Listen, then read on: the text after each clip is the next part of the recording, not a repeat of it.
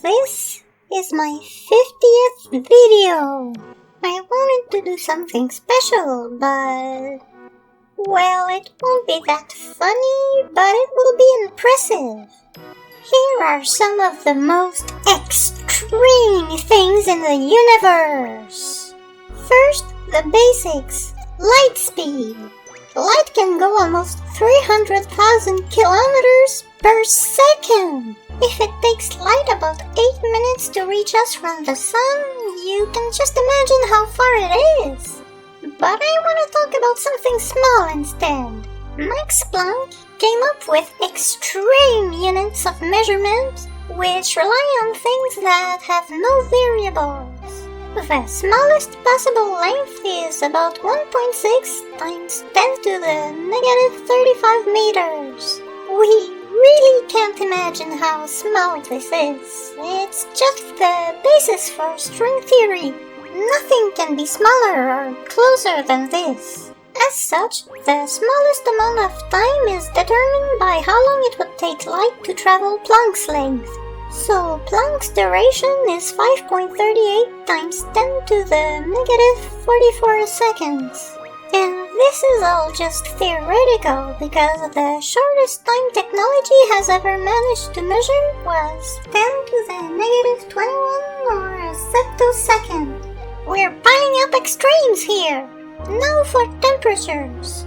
The coldest possible is called absolute zero. At negative 273.15 degrees Celsius, nothing can move, atoms don't vibrate. This might not be possible, but we got really close. Scientists have dropped stuff down to 1/billionth of a degree. But did you know there is a hottest temperature? In the Large Hadron Collider, we smashed particles and made them reach 5 trillion degrees Celsius. But this is nothing, since all matter and energy used to be together at the instant of the Big Bang, heat can go much higher.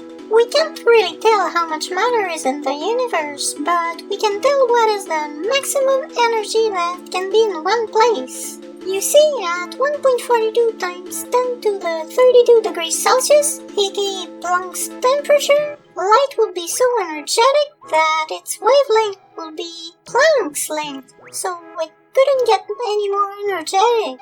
If we go back to speed, unfortunately, we can't really find the slowest one. I guess it would just be zero, but speed is always relative to the observer, so even that is out of the window. But can we find the biggest possible thing? Not exactly. Space itself is determined by the size of the universe, so I guess that's the biggest thing. And it keeps expanding too. You might think that since the universe is about 13.8 billion years old, its maximum radius would be 13.8 billion light years. But that's not even the radius of the observable universe.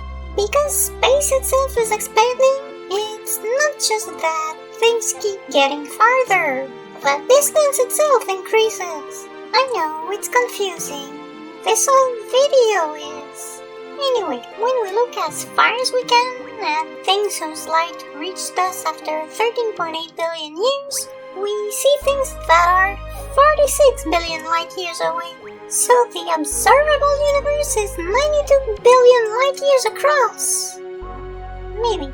It's hard to gauge, and expansion might not always have been the same. It seems to be slowing down after all. And what lies beyond what we can see? We only have a very faint idea. There's a good chance the entire universe is over 250 times larger than what we can see. That's 7 trillion light years in diameter. I think I need to lie down. Our brains really aren't meant to handle those numbers.